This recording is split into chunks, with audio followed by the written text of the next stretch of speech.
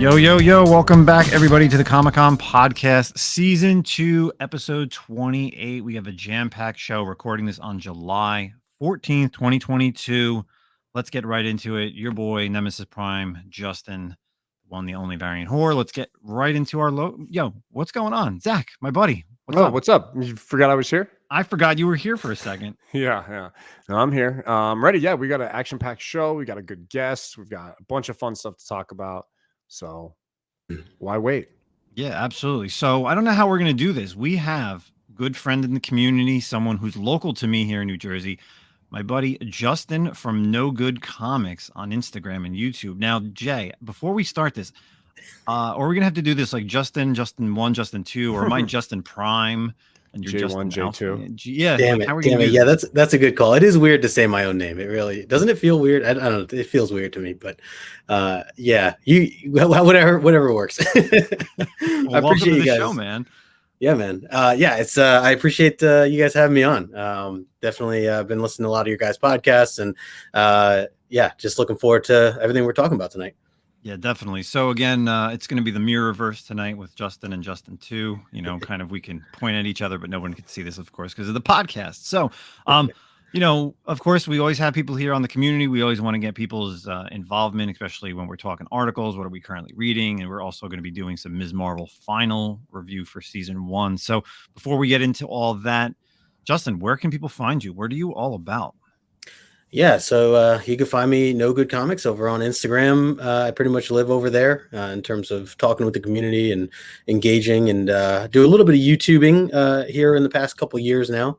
So, keeping that going. It's definitely a lot more work than I initially thought in terms of putting out content as often as I do. But it's been really fun. It's been, awesome just meeting the community, having people on my show. Justin, I've had you on the show before.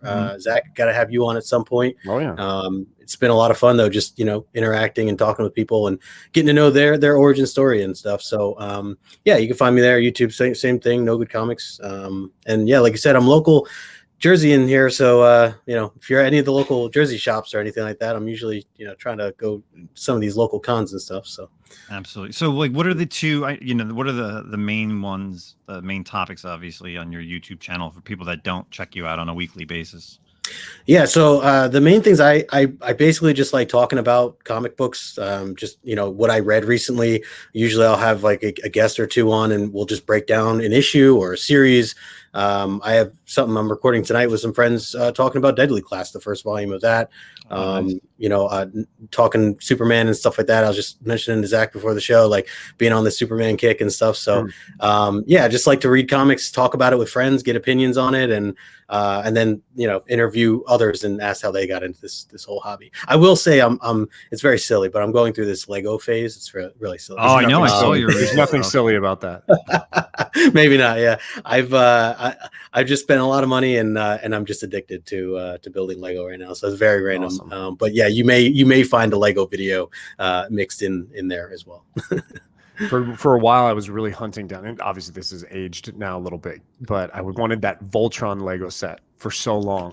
And then it kind of got like, I think it got sold out, and it got a little pricey. Not pricey, but too much where I was like, do I really want to spend that on a Voltron Lego set that I'm going to put together and just going to sit there? But I fucking love Voltron, man. So I didn't do it. I didn't do it. Moral of the story.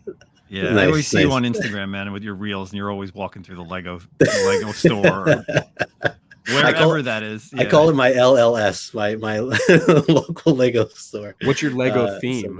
Are you like a Star Wars Lego guy, or I started expensive ones, right? Like the Yeah. They're. I mean, I'm learning all of it's just terribly expensive. But I'm started with Marvel stuff, and now I've decided to actually build a Lego city. So that's in the word. No real theme to it. I'll have some superhero type stuff, involved. I think the Sanctorum is going to be, coming out here soon. So probably get that building as well. But just whatever fits in the city. That's my goal right now. Nice.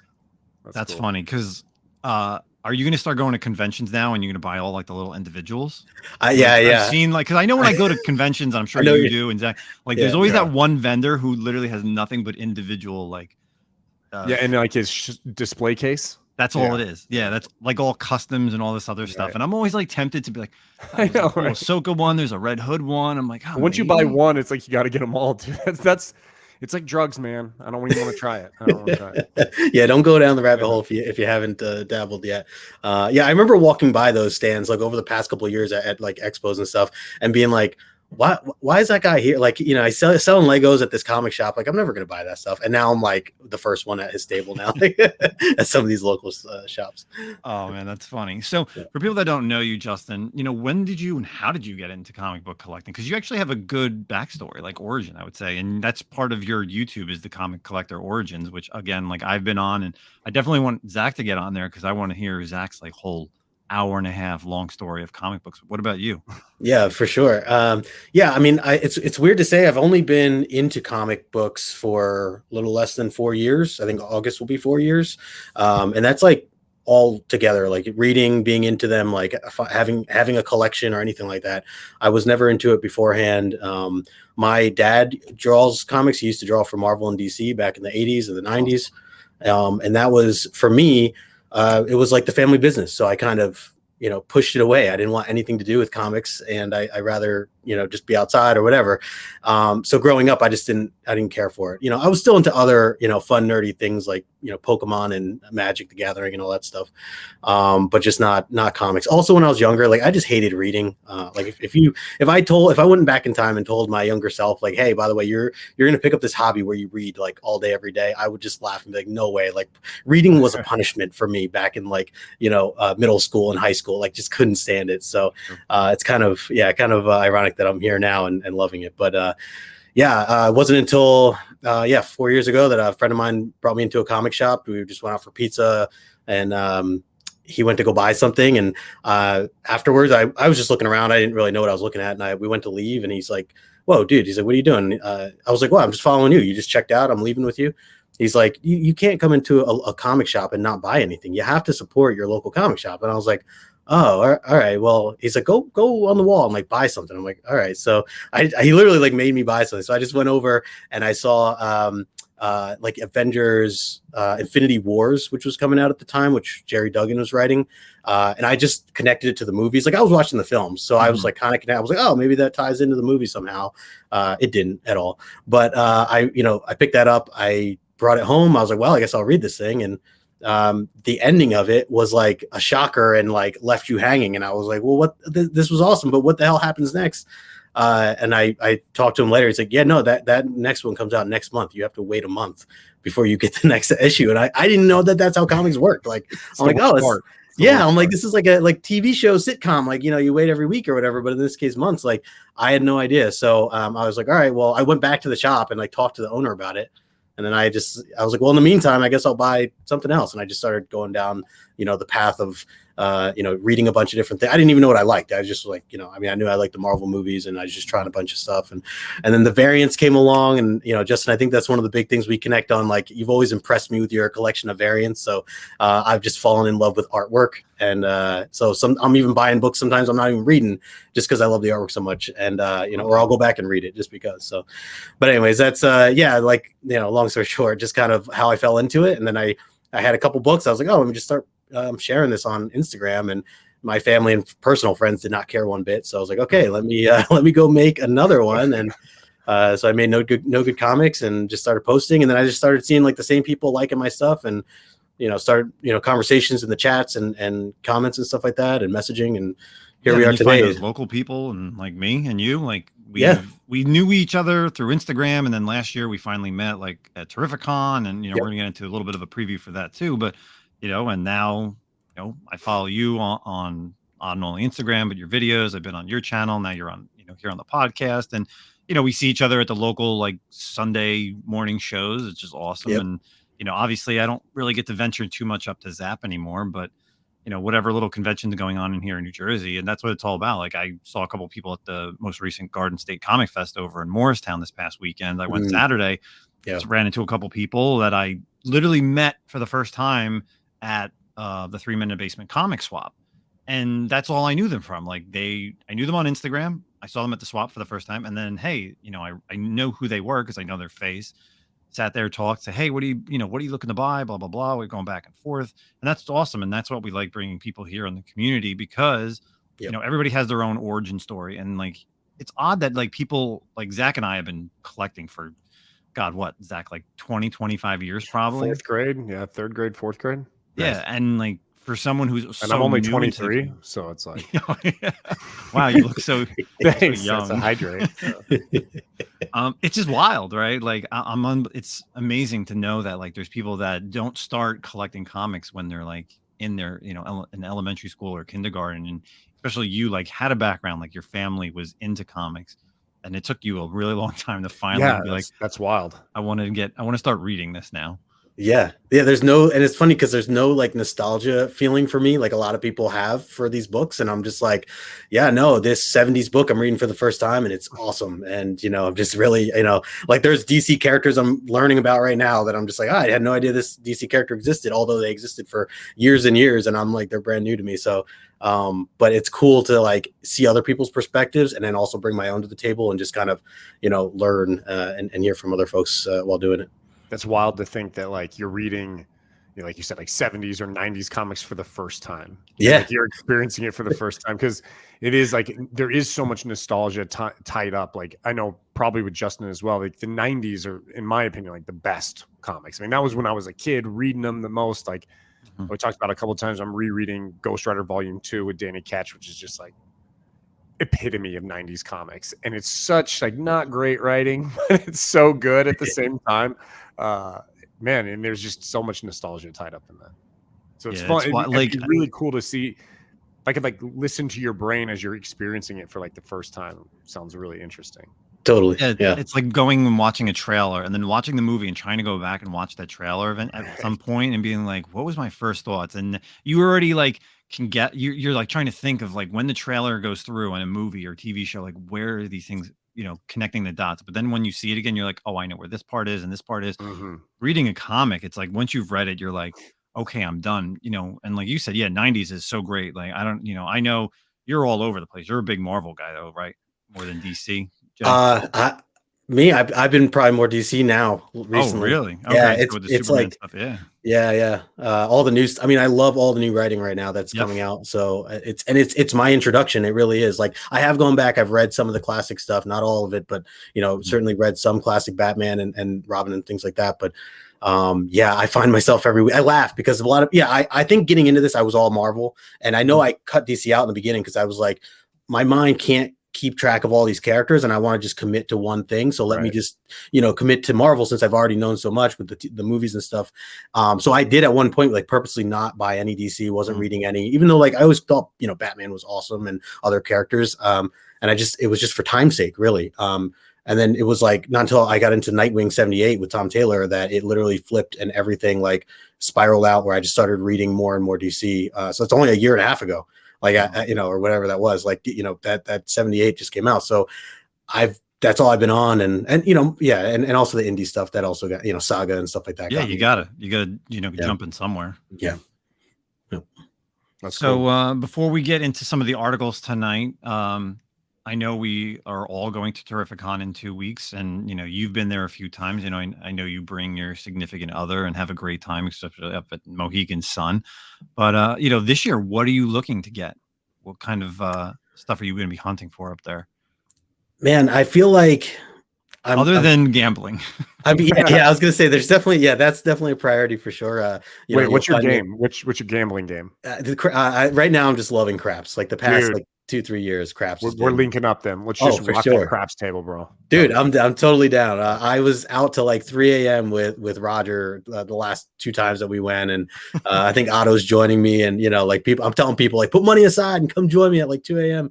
We'll be there. So yeah, let's do it, man. I definitely. Down for that. I always have to. I've played it all the time. Like, not all the time. I played a lot, but I feel like I have to relearn craps every time I play. I was like, what the hell am I supposed to do here? Right. So I've already prepped this next couple weeks. I'm gonna replay some craps, get ready, get warmed up because I need some money, man. Man. Money.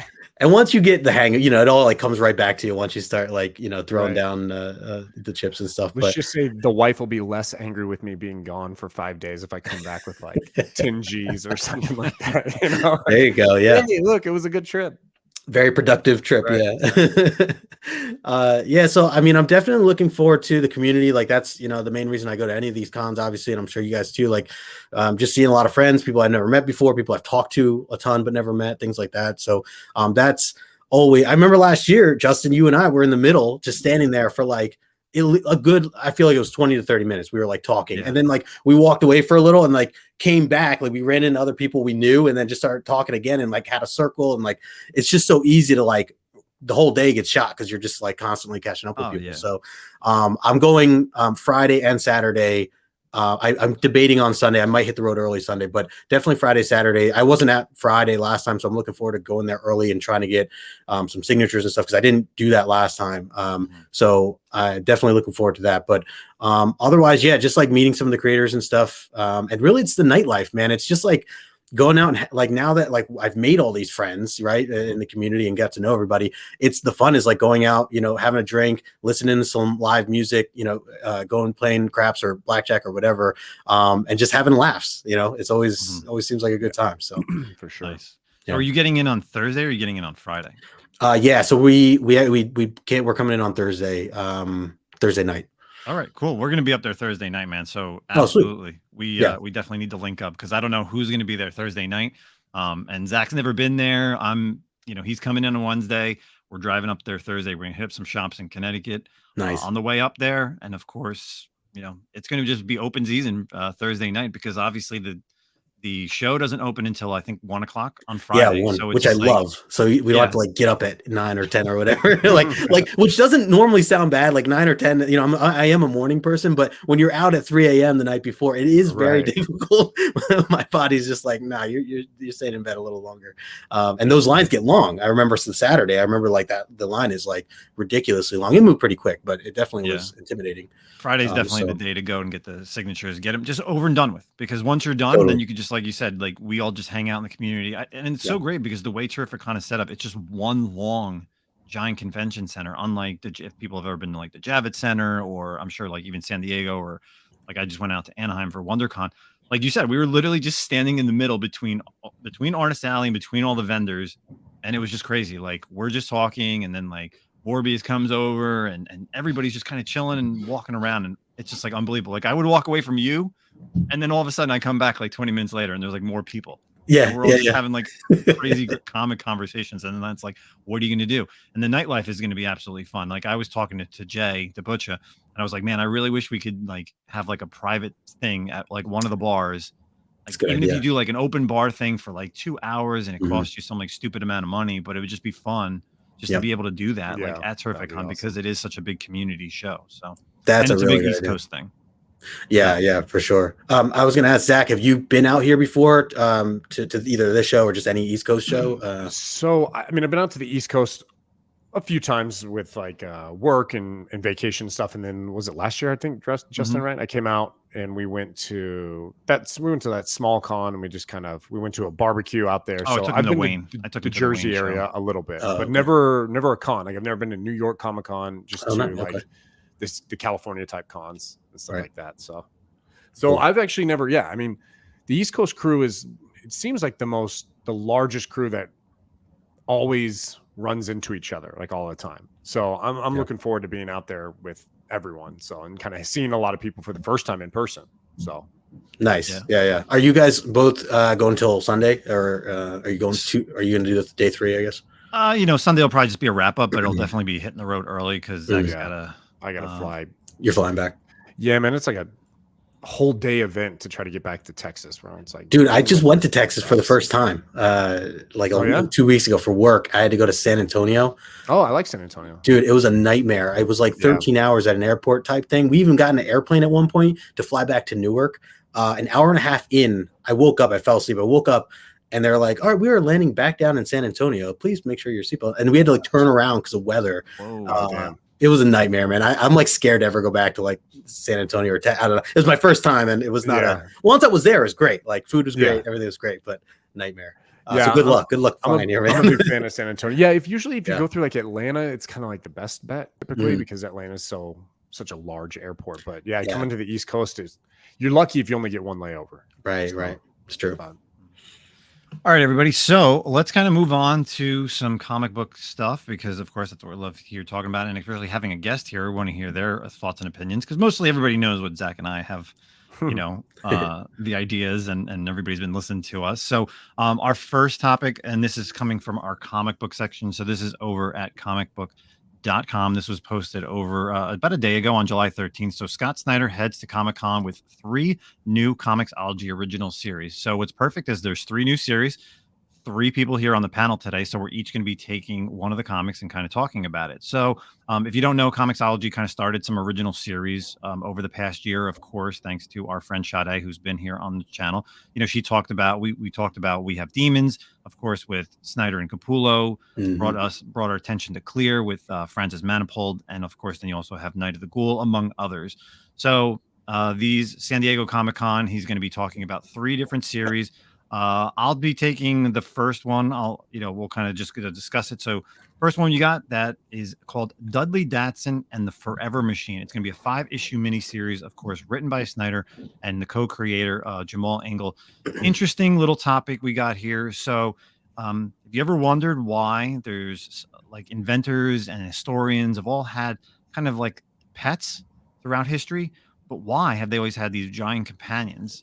And maybe they're running from some type of mysterious threat. So in this series, you got Dudley and his dog, and it also involves a little bit of a time machine and some that controls time and space. So what could go wrong with him? So we don't know, but with Dudley coming out over this summer, he's a 15-year-old kid trying to be an inventor, and it's going to be interesting to see what happens with this this modern day kind of fable. Because of course, in the previews, you see kind of Da Vinci with his cat.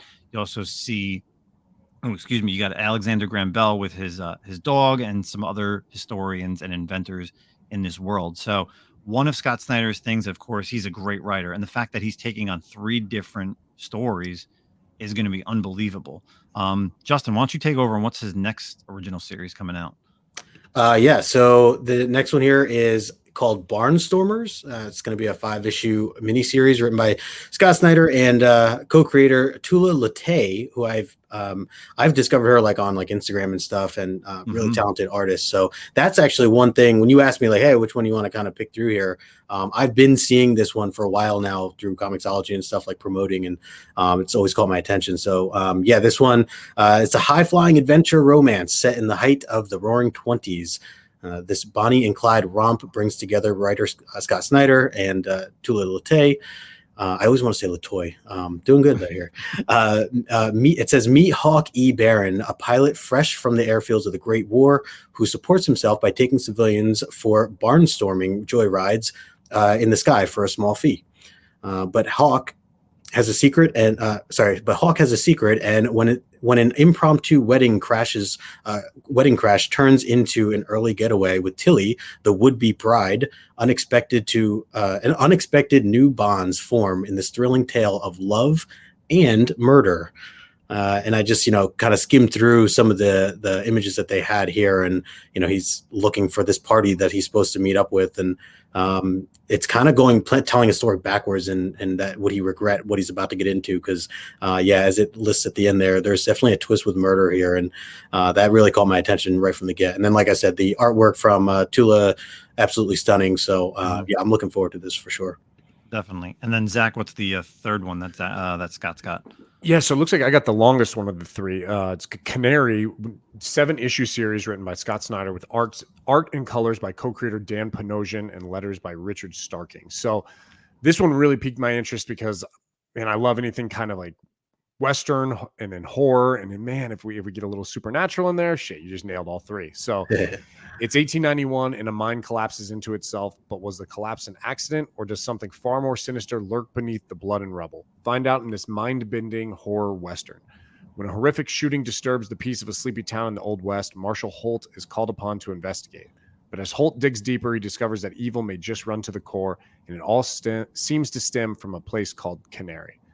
So, it's like you said, it's horror Western, and I feel like it's been a while since we've seen Snyder kind of like touch into horror type. Noctera has like some horror feel to it a little bit in a way, but I'm really excited for him to go like full on horror, hopefully with this. But Plus, I just love anything Old West and Marshall Holt. I mean, that just sounds like a name. I hear Old West, Marshall Holt, and I'm like, damn, where have I heard that before? Because it seems like it just fits so perfect, you know?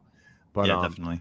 Really looking forward to this. Looks great. I think out of the three, the artwork I like best is on the one you were talking about, Justin. The artwork on this one, Panosian's good. It kind of gives me Gideon Falls vibes a little bit here. But I don't know. It all looks good, man. I think this is going to be really great.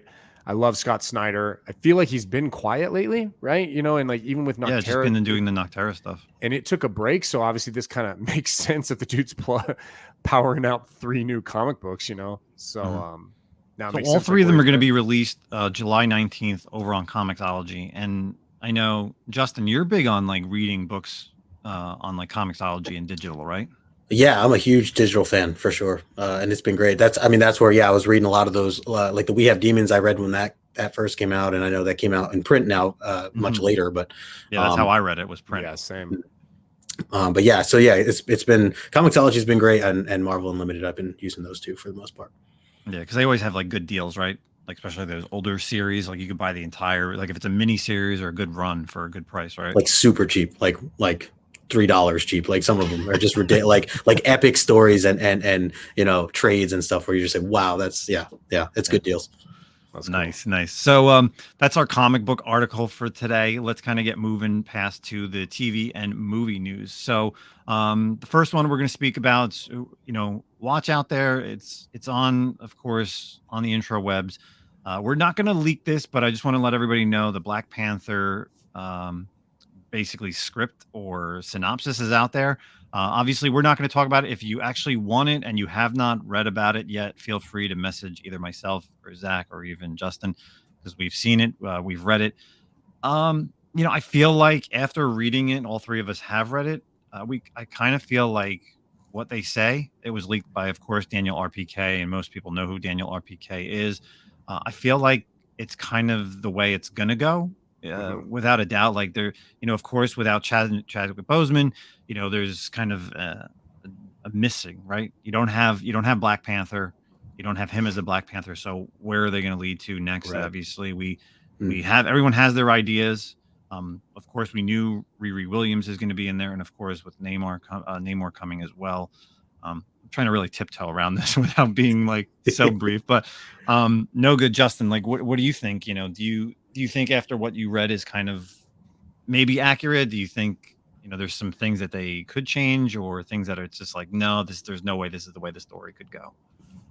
You know, I've never really put a lot of thought into it prior. So when I did read a lot of this, I was just like, whoa, like excited, you know, like, okay. Well, you know, that's good. I like that. Yeah, like if this is gonna be, you know, the direction, even if it's not, like you said, even if it's not like, you know, 100% accurate or whatever, if we get any pieces of that, it sounds interesting.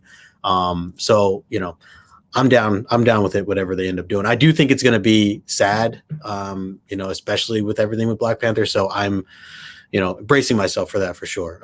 Sad, you know, just an emotional way. Yeah, but, you know, I'm looking forward to seeing it though. Yeah. Zach, thoughts? Yeah, you know, I kind of agree with what you said. It seems like reading this, I'm like, I could see how this would be the plot. Like it very much makes sense with where it could go, where it should go, where it may go type situation. Mm-hmm. Do I think it's completely accurate? I don't think so. Honestly, I'm going to play kind of devil's advocate here a little bit, and I think it's going to be different than this. I think this might be a decent outline, but one of the things left out was it was announced Atuma as a bad guy already, and that guy is not even mentioned in this script or this like little narrative. So leaving a big villain who's supposed to be the villain of the show out kind of seems. I think you've got the theme right there. And I think some of those elements are going to show up, but I'm hoping not totally. I'm hoping that's not completely accurate, because honestly, there's some cool stuff, but it seemed kind of boring. So, okay. All right. Well, again, if anybody wants to actually read the leak, of course, you can find it on Reddit. And if you can't find it, just message any 3 of us. We'll send you the link. So, Zach, I know you're going to take the next articles. I know this is right up your alley. Yeah, man. So really excited about this. It's always great to hear any kind of MCU news. And, you know, obviously a lot of talk has been Fantastic Four and X-Men coming into the MCU. But if you've listened to me before, you know, one of my biggest favorite characters of all time is Ghost Rider. And it's been quiet on the Ghost Rider front for a while now. but we got a little bit of information or kind of some leaks moving that way. So over at CBR.com, we've got Ryan Gosling debunks MCU Nova rumors, but wants to join as another hero. So there was rumors going around that Ryan Gosling might join as Richard Rider, aka Nova, to the MCU, which, to be honest, wouldn't be a bad casting, honestly. Nope, I agree. But I like it. I actually really like him as Ghost Rider. He's saying that's who he would like to play.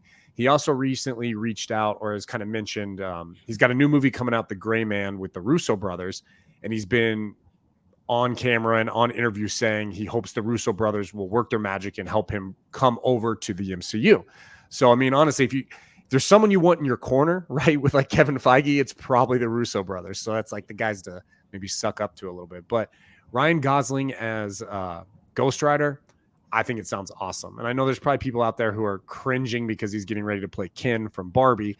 But Ryan Gosling has a great, like, what's the word I'm looking for? Span of like his career. You know what I mean? He can do a little bit of everything. He's played some of those harsher characters. What was like was it Driver? I always get these movies kind of confused. Drive, right?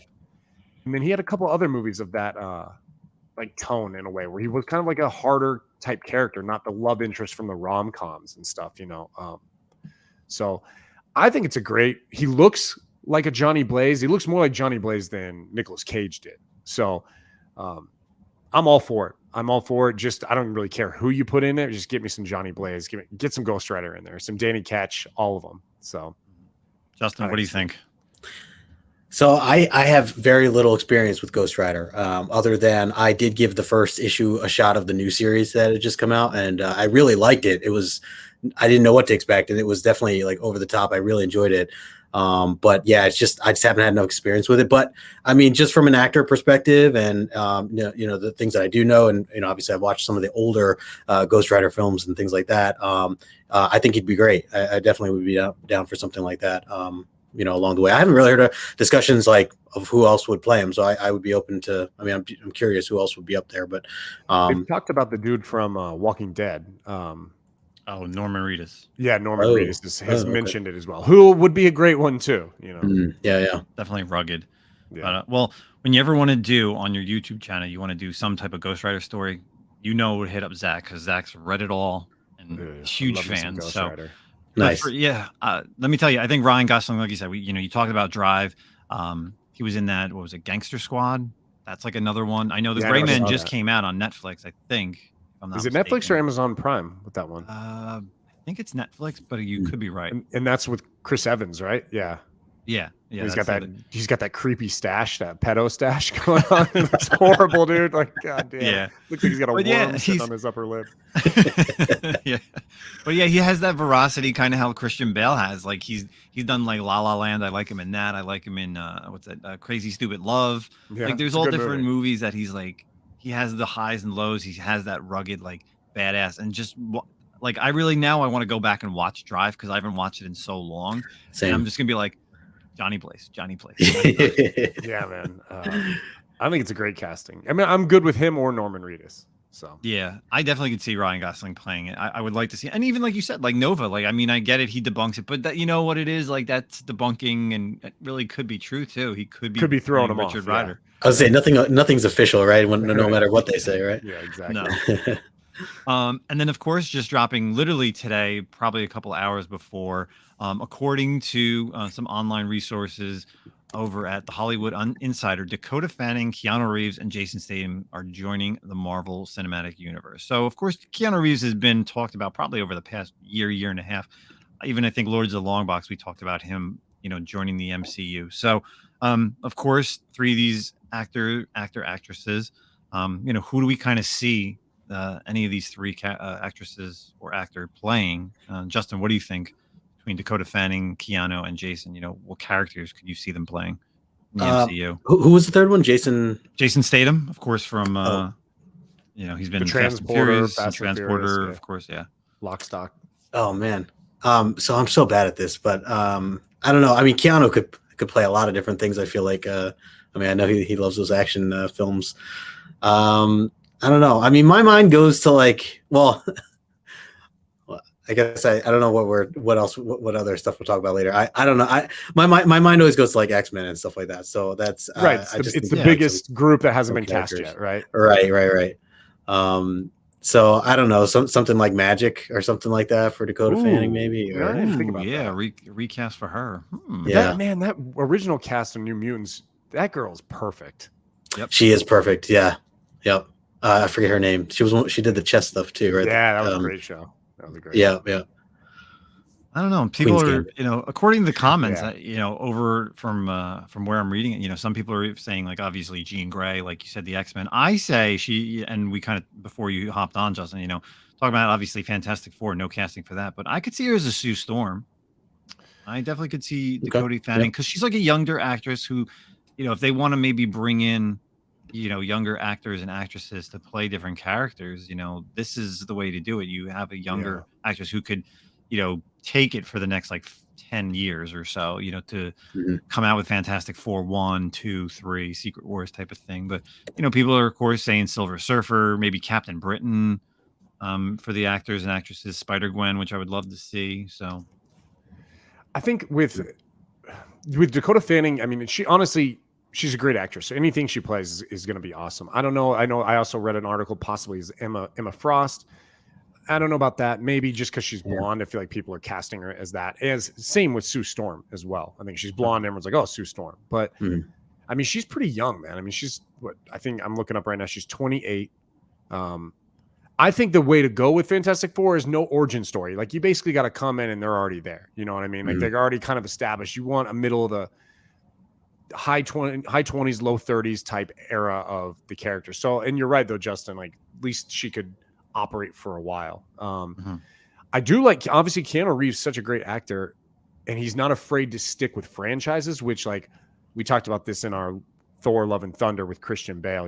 I don't think he's really a fan of franchises any longer. I think the Batman was abnormal for him to do something like that, but Keanu has no problem doing franchises, which is a plus for someone like him. Silver Surfer is Keanu Reeves. It feels like a waste of Keanu Reeves. In terms of like more of like CGI. It's more just it's just voice. Yeah. It's honestly makes me feel like Hayden Christensen is Darth Vader. You know what I mean? It's like, do you really need him? Like, do you really need him to just like walk around? Like, okay. And then Jason Statham, I don't know, a villain, probably a villain. He's got to play some kind of a villain. He's decent. It sucks like his older stuff, like Lock, Stock, and Two Smoking Barrels or Snatch. He was great in those as an actor. I felt like his acting was awesome. And then, he went a little bit more of the action role with like Transporter and Fast and the Furious and stuff like that. And maybe it's the writing. Maybe the writing kind of made him a shittier actor. I don't know, but you always get you eventually just get typecast, right? Right. Like Liam Neeson was great. Obviously between like he did some horror stuff and then some stuff, obviously Star Wars, but then he just gets stuck into like once he did Taken, every movie he comes out just feels like Taken. So it's right. You never want to steal his daughter, that's for sure. Yeah, well.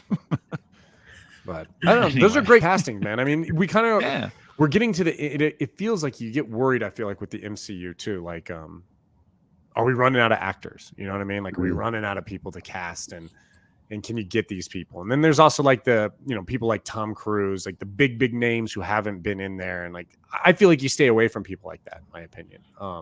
People that have been in like TV shows and like, normal series on whatever, Netflix, Hulu, that maybe something's up and comers, right? Yeah. Yeah. Or if something's ending, like you need to be somewhere.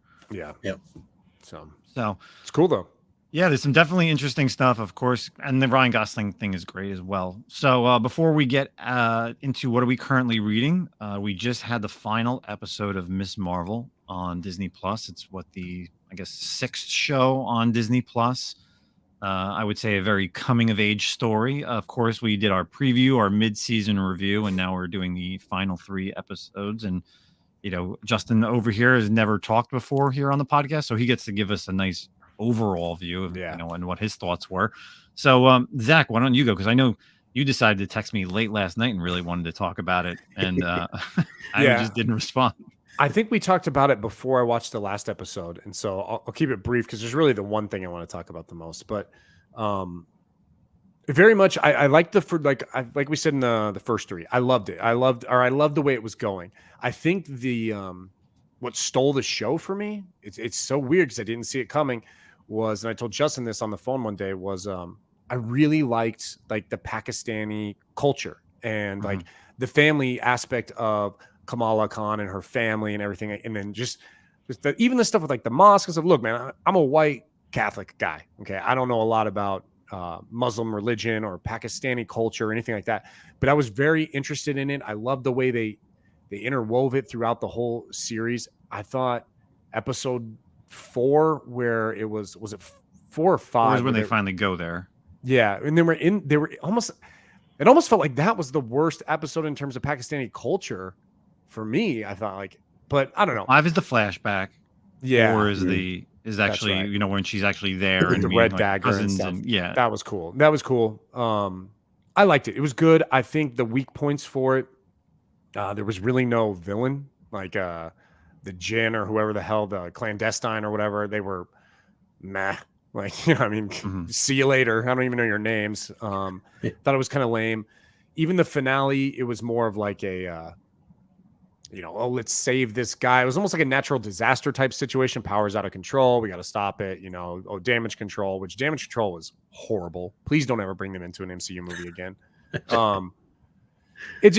I felt like it was a little underwhelming towards the end. I did like it overall. I thought it was good, but I'm gonna have to touch on. I can't. Right now, I'm very unhappy if they're going the route of making her a mutant.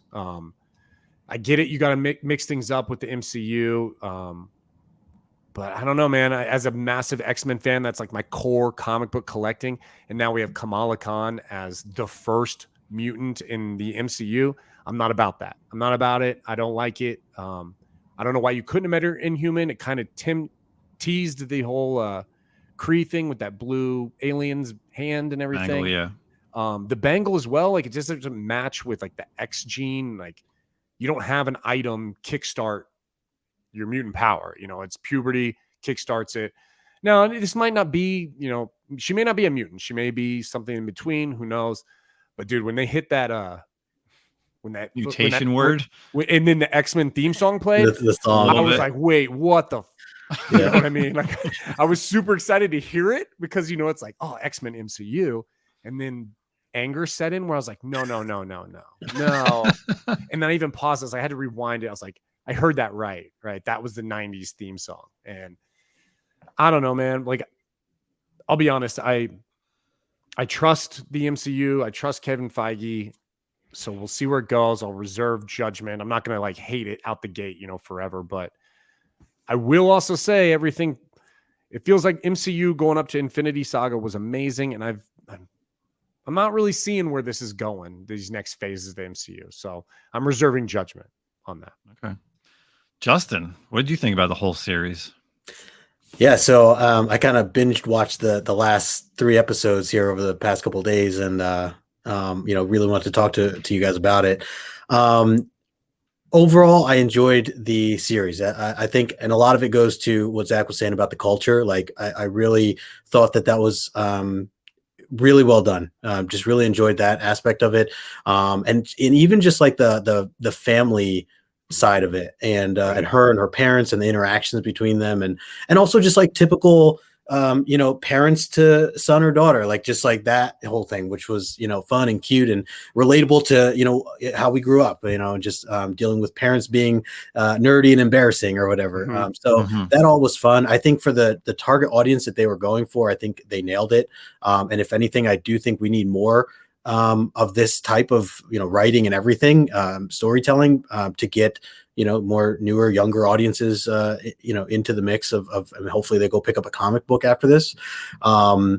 So I actually really thought that I really enjoyed the ending, the battle scene in the end, which again, as Zach said, like I like that there wasn't any main villain to point at per se, but that this like scatter of people fighting in the high school or whatever, it really reminded me of Home Alone, where they, you know, just like setting all these traps. Stuff, yeah. Yeah. Like, and so if I was just a little kid watching this, like I would just be so amped, and because that's how I felt with Home Alone, right? Like you're just like, yeah, get the bad guys with all these things. So I like that it wasn't all necessarily just overly superpower abilities being used the entire time, and that it was like a group effort, you know, a team effort to kind of stop who they had to stop. So I appreciated that, and I had fun, you know, like watching that aspect of it. Other than that, the X-Men thing. So I find it's really interesting how you put that, Zach, and I could totally see how like where you're coming from, and especially someone who's been you said you're a big X-Men fan, you've been reading it for a while. Something I didn't mention in the beginning, that's my thing too. Like I love X-Men, and yet, as you know, I've only been reading it for like less than 3 years, and I've really been going through and reading the Claremont stuff and you know, breaking down issue by issue with my buddy John, and it's been a lot of fun, and I'm reading all the new stuff too. So from my perspective of it, I'm just so excited. And just, I guess, and I know you're excited too, like just want to have something X-Men related come into the MCU. And at this point for me, I'm just like any little hint, I'm down, you know? But I could totally see like, yeah, like it's not how the story goes, you know, it's not what was in the comics. And, you know, so I totally get that side too. I have to laugh, as you said, you replayed it too. When I first heard it, I legit like thought, too, like did I just play that in my head? Did that not really play? Like, am I just that like you know, pumped and hoping that something? Or did they make an accident with the music? Like I was like, I'm like, do they know what they just did? I was like, do they know what they just did right there? Right. Like, oh, they messed up or something. Yeah. No, I literally, I rewatched it a couple times. Had my girlfriend come down. I'm like, check this out. Like she wasn't watching it, but she's like, you know, had to show her that. So I'm very excited for it, regardless of kind of how it's done. I'm like you said too, like it could be like it's just the hints of mutation, you know, it could be taken very lightly, and that she's not this full-on mutant.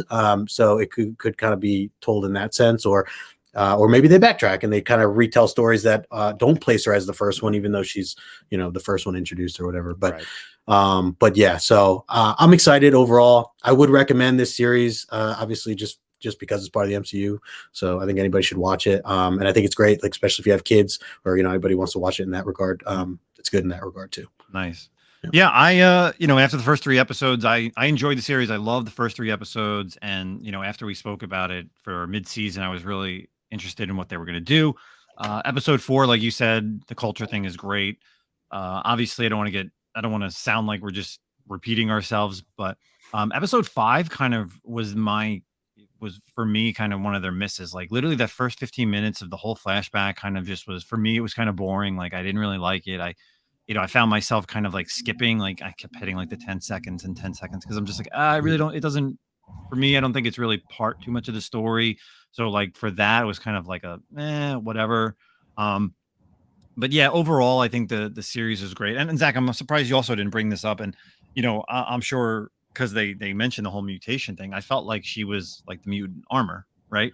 In that final episode, like the whole like made her like her abilities kind of mimicked her entire body in a way where like even like that's how armor is, like build that giant like suit around her. So really interesting. And I was just like, immediately that's like what I thought of. I'm like, I feel like she's kind of doing an armor route instead of her normal, you know, abilities of being like an inhuman and the ability to like stretch out.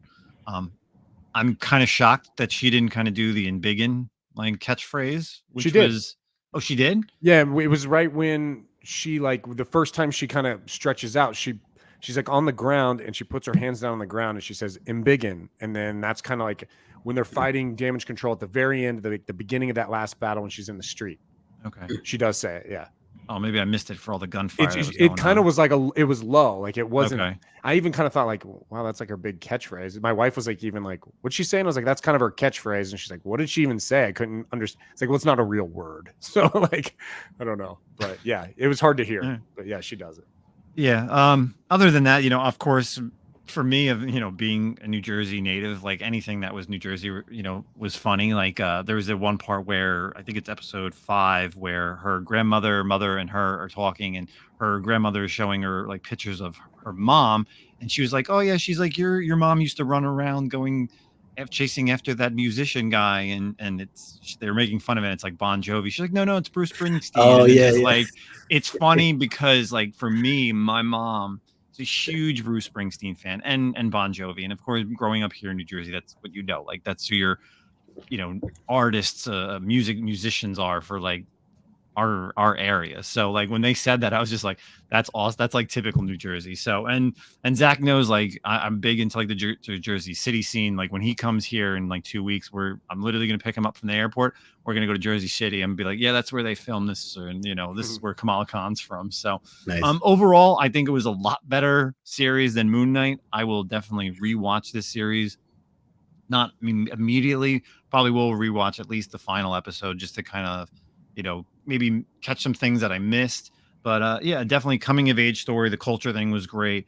I've read some people saying that it was woke because of everything that they did in it. I don't think that was it at all. I thought it was a good line. I thought it was a good line. I thought they touched on stuff like the mosque stuff with damage control and everything like that. Like I thought it was like, I get it.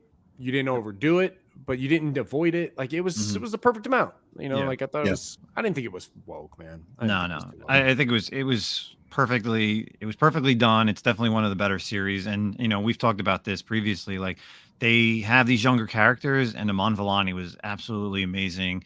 Of course, the post-credit scene, we all know that one of the Marvels was going to show up, and it's going to lead somehow into the Marvels movie coming out in the next like 2 years. What was your guys' opinion? Did she look super skinny? She does. She looked like she had like lost a lot of weight. Oh yeah, I follow her on Instagram. She's definitely super skinny. Like even though she works out, I always see her like photos of her working out. Because like Captain Marvel in the movies and stuff, the other MCUs. I mean, she's pretty.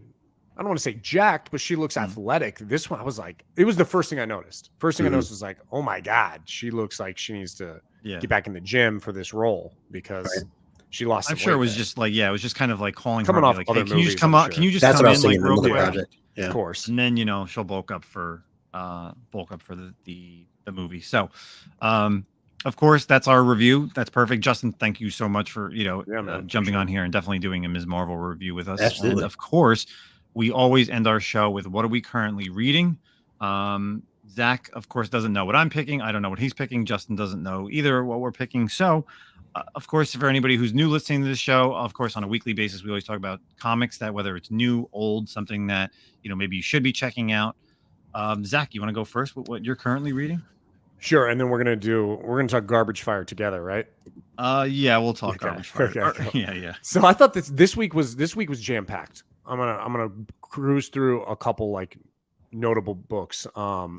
Daredevil #1 by Chip Zdarsky, awesome. So excited to get back to Chip Zdarsky writing Daredevil. And just side note, it's so much fun reading Daredevil and Batman by Chip Zdarsky. Like almost, I'm so glad they're not coming out in the same week, so you kind of get to like enjoy. Chip Zdarsky is rising as one of my favorite writers right now. Immortal X-Men #4 was really great. Punisher, I'm really enjoying Jason Aaron's run at the Punisher, which I'm kind of surprised that I didn't have high hopes for it going at the start. Jason Aaron's not typically known for being like a gritty writer, I guess, necessarily. He writes like kind of like Avengers and I don't know, popcorn type heroes. So I love what he's doing with the Punisher.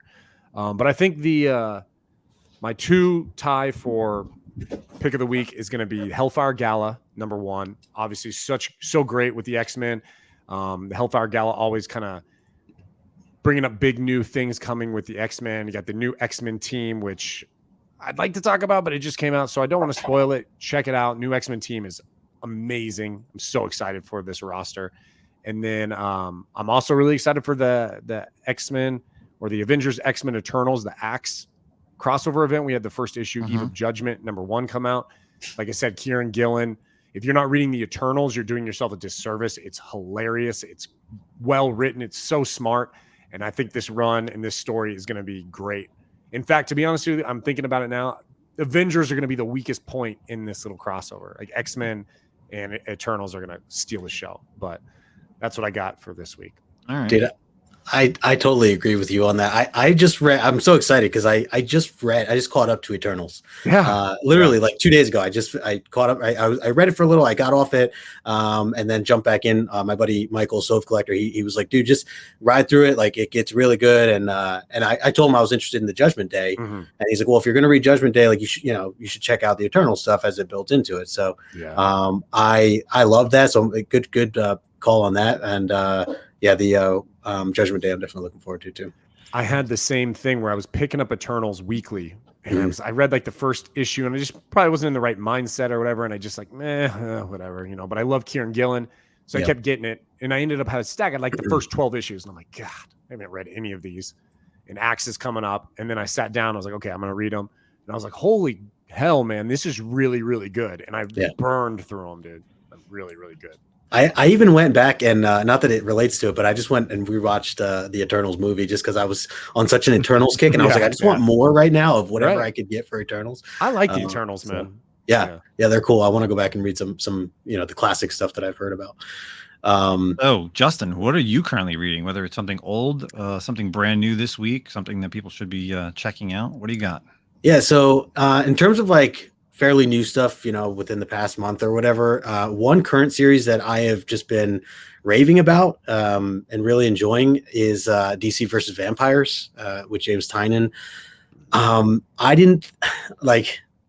totally just like judged this book by its title type of deal, and it was just like, I've never really got into, I know there's Deceased and stuff, which I recently just read too, and I loved Deceased. But before that, even like I never got into any of that stuff where it's like, it's an outer story, being told, not the Elseworlds. DC has its own Elseworlds. Right. So I've never been into that, especially with like vampires and stuff, which I never was a big vampire guy, or at least not until I started to really love Philadelphia, which I found out that I'm enjoying. But I was like, all right, you know what? It's Tynion, he's one of my favorite writers. So I want to check this out. I'm down to give, anything at least a shot for the first couple issues.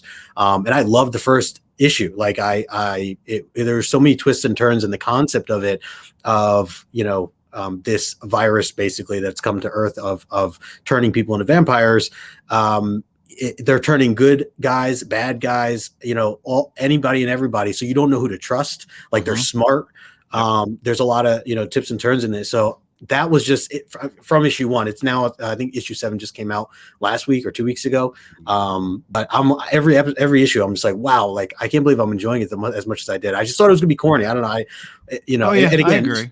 It's a lot of fun, man. It's just a lot of fun. That's the one shot too. I did the one shot. The one shots are good. Yep. So, and that goes to show, like, I'm a big proponent of like, I stick to certain writers, and if they're writing it, whatever it is, even if it sounds silly or whatever, I'm going to give it a shot. So that's what got me, going with that for Tynion.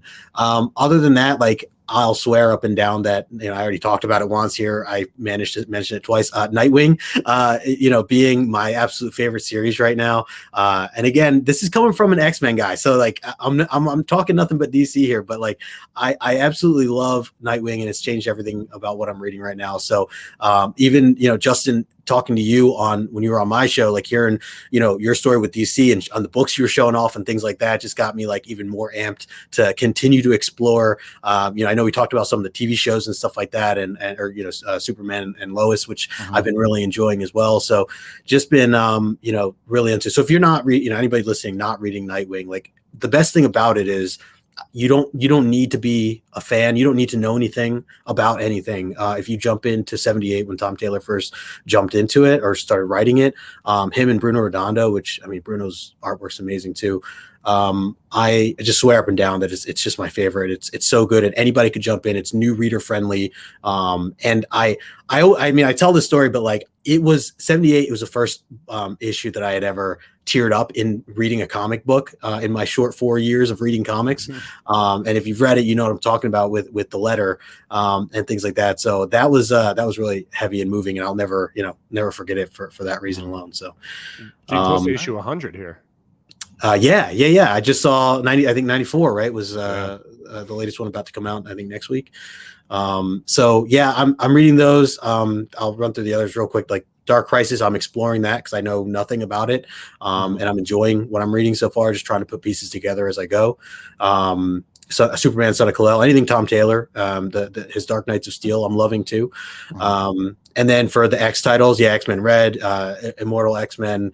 I'm also reading like Doctor Strange, which I've been really, just Strange, which I've really been enjoying as well. So, show some Marvel some love. And then Little Monsters and 8 Billion Genies are some of the indie titles right now. Do you? Oh man, that's great to hear. Yeah, me too. I like Jeff Lemire. I'm a big Jeff Lemire fan. So. And with Dustin Nguyen, I love the two. Descender is like my all-time favorite indie. For my time reading, at least, it's one of my favorite. I love them as a team. So Little Monsters is good stuff. I know they just came up the last one like two weeks ago or something. Yeah, I didn't read it. What's it 5? I think it's issue 5 is the latest. Yeah, I didn't read the latest one. I got a stack of books I still need to read. So. Can I ask you one other thing? I'm curious if you guys are reading this because I just started and it wrapped up. But Batman and Catwoman by Tom King. Have you? Yeah, I been following it. You did, okay? Yeah. Because I'm on like issue 8 through. I know the 12th issue just came out, and there's like a special as well. But I just read the first 8 issues so far. I'm just binging right now. I decided to just binge it, but I had no idea it was like. Yeah.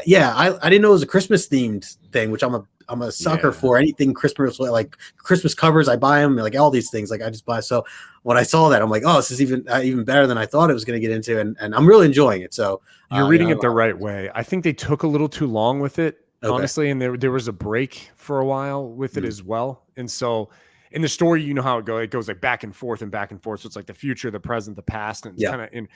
And so when you're reading it weekly, and then they take like a 3-month break or whatever. Tough. Yeah. And then also, I get you the Christmas theme, but shit, when you're on a Christmas theme for damn near a year and a half, it's like, hey, what the hell, man? Like Christmas have come and gone now. So, yeah, that's pretty bad. But it was a good read. It's I think you're doing it the right way. I think if you binge it, it's going to be like amazing. Cool. I'm looking forward to finishing up. Good. Nice. So those are great picks. Justin, definitely some interesting stuff. So if you're not reading any of those titles, definitely check them out. For myself, Zach, let's do the hot garbage first, just because I don't want to end with hot garbage. All right. So of course, everyone's probably going to be thinking about this book, and of course, it came out. Mandalorian #1, hot garbage of the week. Yes, that's right. I said Mandalorian #1. Simple thing. We Zach and I were talking about this.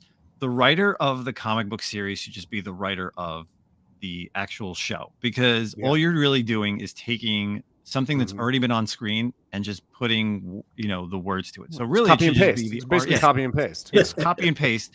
And so it's literally not like I saw an article that's just like, oh, the writer of the new Mandalorian, blah blah blah. It's like, you're really not the writer of the issue, though. You're really just the person who's watched the show, and now you're taking that and being like, hey, this is ghost writer is really what you are. Yeah, you're basically being a tracer. Yeah. And it's getting all the hype because it's obviously it's all the hype because it's obviously like first appearance of the Mandalorian and whatever. But like, do an original story, man. Like, honestly, I don't even know if I'm going to pick them up anymore. I'm not sure. Yeah, it's going to be odd. Like, sometimes I like, when they do like movie adaptations, it's quick stuff. It's usually like 4, all the Star Wars have been like 4 issues and out, or 5 issues and out at the most. Like, they didn't obviously Rise of Skywalker was so bad they didn't even do a comic book adaptation for that. Movies sometimes are cool, like Indiana Jones, Jurassic Park, to name a few they've done in the past, and obviously tons of stuff in the 90s and early 2000s. But yeah, hot garbage, Mandalorian. I love it, but at the same time, I think it's very odd that you wouldn't just be like, here's the writer from the TV series. So honorable mention, Batgirls. Speaking of DC Comics, I love this series. Becky Cloonan writing with the 3 Batgirls. Again, I've talked about this series tons of times before. Stephanie Brown, Cassandra Cain, and then this week with, of course, Barbara Gordon back in the bat suit. It's always fun to see her. And Nightwing does a little appearance there, and I love the interactions anytime Babs and Dick are on the page together. They're so great together. And Batgirls #8, and then a new series that just came out. This issue 2 just dropped for my pick of the week. And, Zach doesn't know this. I'm telling you, AWA Studios, there's a lot of people that are sleeping on some of these titles. And we know that Hotel just got put for option. But this series, it's called New Think. Issue 2 just came out this week. I found out about this. I forgot how I found out about this series. But, of course, anytime it's like a new series, I love reading about it. So it's a science fiction genre. Kind of synopsis is this Black Mirror style anthology examines the rapid prolifications of technology, the culture, and political polarizations of the country, and the technocrats that have driven us to such extremes of thought that we need to present the present as something futuristic. Each of the 5 issues is a standalone tale in its own art team. So, issue 1. So once they said Black Mirror, I was in because I love the Black Mirror series. So the first issue, and this is really not too much of a spoiler, it's all about like technology, and they're called screens. Screens as in like it's spelled SKREEN instead of like screen with SC.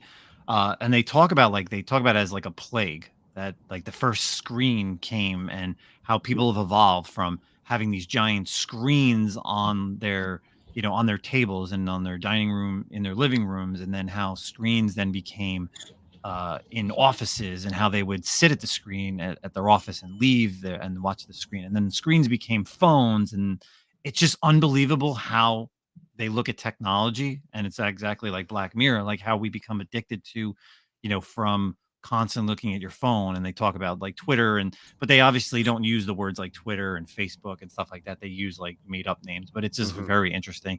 And then in the second issue, it talks about fairy tales and how it's very political in a way, where it's how stories are told and how some people don't like those stories and how things happen, and they try to do something to this person who talks who talks about these stories, whether they're true or false. And then eventually like more people start to realize that when a story is told, like everybody has stuff to hide, and things are good or bad. But man, I'm telling you, this 5-issue series from AWA Studios is pretty amazing. So yeah, I definitely think everybody should check it out. I'm sure most comic book shops that are probably not going to have it because they don't carry like those low-level publishers. But if you can either get it up on Comixology or you can find it in a shop, it's called New Think.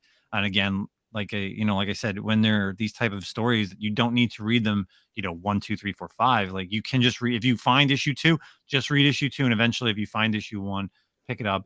But it is coming out on a monthly basis from AWA. So definitely check it out. New Think. Was that the one that had like the Adam and Eve cover with the phone as like an apple or something like that? That was the first issue. Yeah. Okay. I picked that up. I didn't get to read it, but yeah, that did look interesting to me. That's really cool.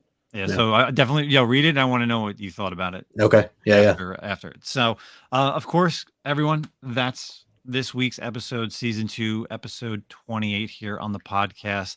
I want to thank Justin KnowGoodComics again for coming on board. Finally got him on, on the channel. We've been talking for over the past year, and he finally got me on his channel. I definitely, like I said, I want to see Zack on the channel soon to talk his comic book origins.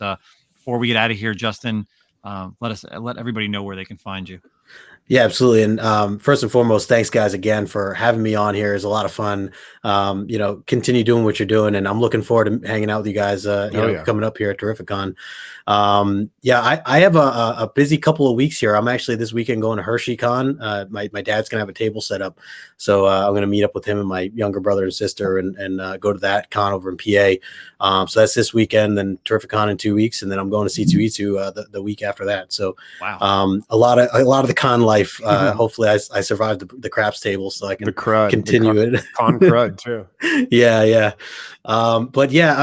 Just find me over on Instagram if you want to talk comics. Just reach out, KnowGoodComics, or check out the YouTubes and doing my shows over there. So again, thank you guys for having me. Yeah, absolutely. Zack, anything you got going this week? No, same old stuff. Just kind of like you said, getting prepped for Terrificon. Nothing really on the books here. Just good episode, and we went a little long today, but these good episodes, we had a lot to talk about, and we had a good guest, man. Definitely check out Justin, and it's No Good Comics, like knowledge, not no good, like he's no good at something. Everyone's like, I'm gonna go unsubscribe to him right now. Whoever this guy is, I'm gonna go thumbs down all his videos. He doesn't like no comics. Good, like knowledge, good comics. Yeah. So check him out, and yeah, man, I'm really pumped for Terrificon. I'm really, really excited. We'll have a blast, man. We got to make some money, bro. Let's make some money, and let's buy some grails, dude. Let's make like 10 G's and just go buy a book. I like that. Why don't you just bring one of those X-Men behind you and put it on the table, right? X-Men 1 on red. There you go. Black. Cry, dude. Brutal. Awesome. All right. For myself, of course, if you're listening to this early enough, Friday night on Whatnot, my man, Nemesis Prime, I do Star Wars stuff going on. So if you're listening to this, like I said, early enough, other than that, We will have another guest next week for preview of Terrificon, and we're going to be talking The Boys finally. And then haven't really decided what we're doing. We may be taking the week off of Terrificon, but we were definitely going to be trying to do some type of live show or guerrilla style. So be on the lookout for that. But again, Justin, we really appreciate you jumping on here. Like, you know, we've said earlier, you and I have run into shows here and there here in New Jersey, and it's been an absolute blast. So thank you so much for jumping on. Everyone, make sure you go check out KnowGoodComics. His stuff will be in the description, and we'll see you next week. Peace out, everybody.